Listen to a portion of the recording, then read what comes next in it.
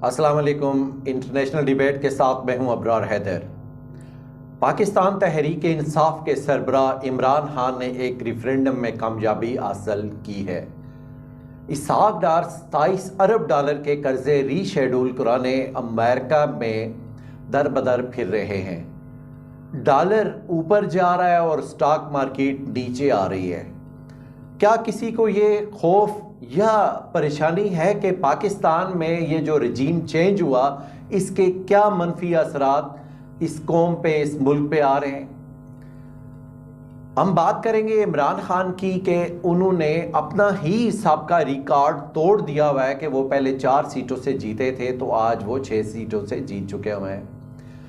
अब ये आप एक लम्हे के लिए तसव्वुर कीजिएगा कि पूरी दुनिया की सियासी तारीख का ये अनोना वाक़या है कि पूरी दुनिया में ऐसा इससे पहले कभी नहीं हुआ कि एक बंदा ये कंपेन करे कि मैं कौमी असम्बली में नहीं जाऊंगा या मैं असम्बली में जाके आपकी नुमाइंदगी नहीं करूंगा लेकिन आप मुझे वोट करें। पूरी दुनिया में मकबूल तरीन लीडर गुजरे हुए हैं। ये हमारे पड़ोस में इंडिया में बड़े मकबूल गांधी खानदान गुजरा हुआ, इंदिरा गांधी, राजीव गांधी, राहुल गांधी, लेकिन वो भी ऐसा नहीं कर सकते। नरेंद्र मोदी बहुत ही इस वक्त इंडिया के पॉपुलर लीडर हैं, लेकिन जब वो ये कहेंगे कि मैं असेंबली नहीं जाऊंगा, आपके जो छोटे मोटे मसाइल हैं या जो आपके काम है वो मैं नहीं करूंगा तो आप फिर भी मुझे वोट करें, तो मुमकिन ही नहीं है कि नरेंद्र मोदी भी जीत सकें।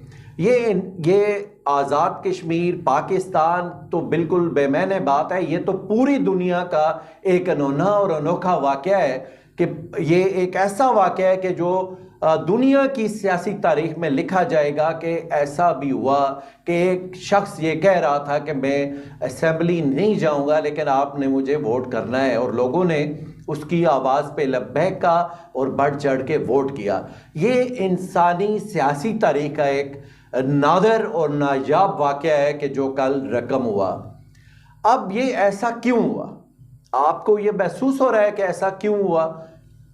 रजीम चेंज ऑपरेशन पाकिस्तान में किया गया, अब वो क्यों किया गया उसके बहुत सारे पहलू इस वक्त डिस्कस हो रहे हैं। बहुत सारी चीज़ें मंजरेआम पे हैं और कुछ छुपी हुई हैं। कुछ आज से 25 साल बाद जब CIA अपने उनका असूल है कि वो 25 साल बाद अपनी चीज़ें वो मंजरेआम पे ले आते हैं, उन्हें मुश्तहिर कर देते हैं, तो 25 साल बाद जब वो अपनी चीज़ें मंजरेआम पे लाएंगे तो बहुत सारी चीज़ें वाज़ेह हो जाएंगी कि ये रजीम चेंज क्यों हुआ।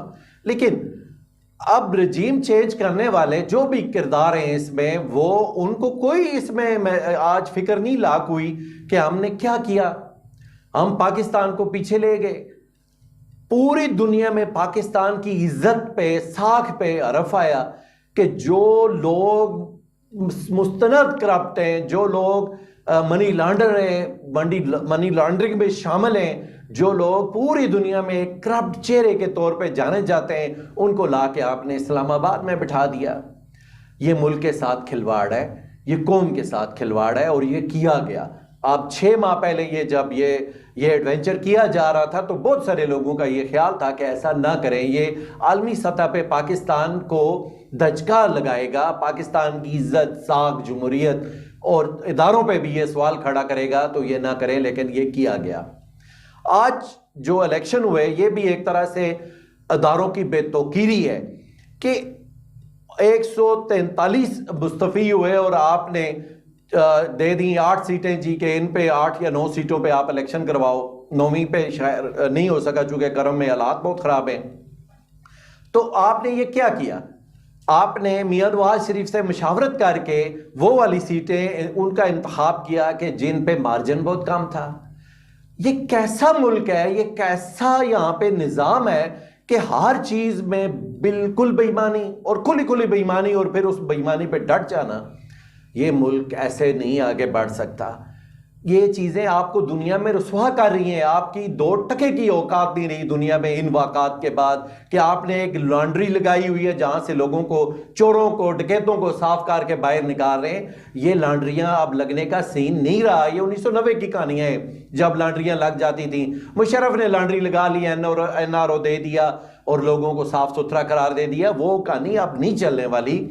अब लोग थोड़ा बाशऊर हो गए हुए हैं, वो ये चीज़ें नहीं मानते, लेकिन कुछ अदारे, कुछ लोग इस पे मुसर हैं कि ऐसा ही किया जाए, ऐसा करने से नुकसान हो रहा है। जगह जगह पे जागसाई हो रही है, पूरी दुनिया में हमारी वैल्यू नहीं रही, और पाकिस्तान के अंदर अदारों और अवाम में खलीज बढ़ रही है। ये बहुत तशवीशनाक बात है। इसको आप मजाक में, अपनी अना में ना लें, इसको अकाए को सामने रख के इस पर बात करें। आपको महसूस नहीं हुआ कि पंजाब सारी जिंदगी इस्टेब्लिशमेंट के साथ रहा, पंजाब में मजामत नाम की कोई चीज़ नहीं थी? आपने ज़िमनी इंतखाबात पंजाब के देखे कि जो पहले हुए उसमें भी पाकिस्तान तहरीक इंसाफ जीती सूबाई असम्बली में, और अभी जो ये इंतखाबात हुए तो आपको नज़र नहीं आया कि फैसलाबाद, जहाँ पे मुस्लिम लीग नून कह सकते हैं आपके 25-30 सालों से, बल्कि इससे भी ज़्यादा जमी हुई जमात है, तो वो आबद शेर अली जो गुज़श्ता इंतखाबात में 1800 के इर्द गिर्द वोटों से आ रहे थे, तो अब वो 22,000 से आ रहे हैं। आपको नहीं महसूस हो रहा कि ये किस तरह से खलीज बढ़ रही है इदारों के दरमियान और आवाम के दरमियान? लोग किस तरह से रद्द-ए-अमल पे उतरे हुए हैं। बेतौकीरी की तरफ ना जाएं, मुतनाज़ा ना बनाएं। अभी भी वक्त है कि चीज़ों को प्रॉपर तरीके से लें और बिल्कुल एक जमहूरी और बिल्कुल खुले दिल के साथ अपनी अना, अपनी जिद, अपनी बर्तरी, ये इन चीज़ों को छोड़ के सिर्फ मुल्क की खातर सोचें, जो कि मुल्क पीछे जा रहा है और नीचे जा रहा है। अगर आप ये कहते हैं कि ये जो नई हुकूमत बनी है इसकी वजह से पाकिस्तान को कोई फ़ायदा हुआ है, तो वो ये बात बिल्कुल ऐसे ही है कि जैसे आप ये कह सकते हैं कि को हिमालय पे जाके वो गर्मी हो चुकी हुई है, या जो गिलगित बल्तिस्तान की बुलंद और बाला पहाड़ियों पे इस वक्त वो बर्फ़ पड़ रही है। ये नहीं है, ये बिल्कुल झूठी बात है और झूठ है, ये बिल्कुल खुला झूठ है। पाकिस्तान की मौजूदा हुकूमत में अगर आप इंटरनेशनल मीडिया उठा के देखें या आलमी सतह पे रुझान देखें, तो वो लिखा जाता है, वहाँ पे लिखा जा रहा है कि इस हुकूमत में तमाम क्रिमिनल्स शामिल हैं, चाहे वो जिस भी जमात से हैं। अक्सरियती क्रिमिनल्स अहम तरीन जगहों पे बैठे हुए हैं। तो ऐसी हुकूमतें भला दुनिया के साथ क्या डील करेंगी? दुनिया से वो क्या लेंगी? दुनिया को क्या देंगी? दुनिया को आपने क्या मैसेज दिया?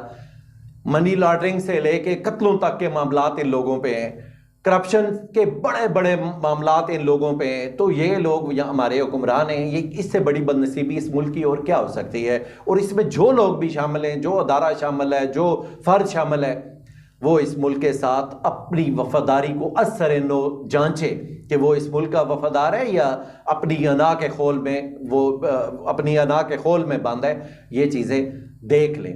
अभी ये हमारे साग डार के बारे में कहा जा रहा था, और इससे बड़ी सितम ज़रीफ़ी शायद पूरी दुनिया में ऐसी मिसाल मौजूद ना हो कि एक शख्स खुद कबूल करके गया कि मैं मनी लॉन्डर हूँ, मैंने मनी लॉन्ड्रिंग की नवाज शरीफ के लिए, और आपने वापस ला के उसको यहाँ पे खजाना पैसे की वजारत फिर दे दी। ये किस कदर सितम ज़रीफ़ी है? ये दुनिया में कभी ये होता है? कोई मजहब दुनिया में, कोई जदीद दुनिया में ये तस्वर भी किया जा सकता है कि एक शख्स खुद कबूल करे कि मैं चोर हूँ और आप उसको खजाने की रखवाली पे बिठा दें? इसहाक डार आए तो आपने बड़ा शोर डाला जी कि बस डॉलर नीचे आ गया, मैशियत ट्रैक पे चढ़ गई। किधर चढ़ी है? डॉलर तो ऊपर जाना शुरू हो गया हुआ है, स्टॉक मार्केट नीचे आना शुरू हो गई हुई है।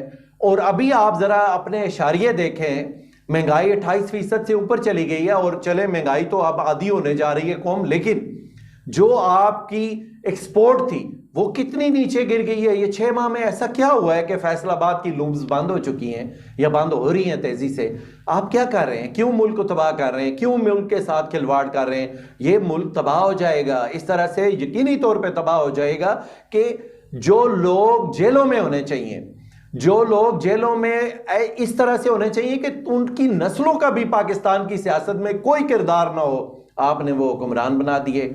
ये कैसे चलेगा मुल्क? अभी इसहाक डार मारे मारे फिर रहे हैं, दर बदर फिर रहे हैं कि हमारे 27 अरब डॉलर के कर्जे रीशेड्यूल कर दें। क्यों करेंगे?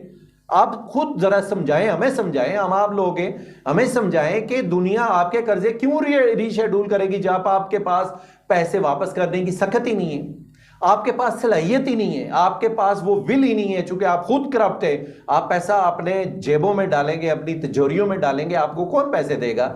और कर्जे अगर रीशेड्यूल हो भी जाए तो क्या कर्जे माफ हो जाएंगे?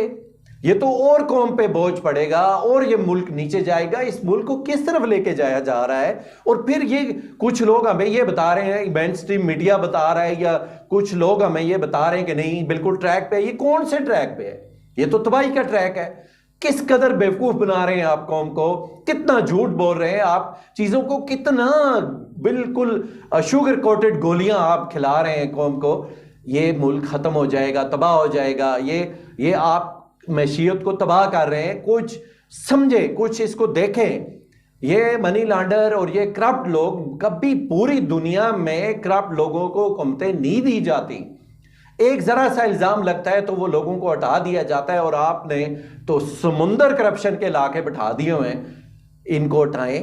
पाकिस्तान की जरूरत है कि पाकिस्तान में एक शफाफ इलेक्शन हो और उस शफाफ इलेक्शन में कौम अपनी क़यादत का खुद इंतखाब करे, और वो क़यादत ऐसी हो कि जो आके मुल्क को इस दलदल से निकाले। यही इस वक्त पाकिस्तान की ज़रूरत है। और जो लोग भी, जो अदारे भी इसमें रुकावट हैं, तो वो मुल्क के साथ और इस कौम के साथ वफादार नहीं है। ये हमें सोचने और समझने की ज़रूरत है।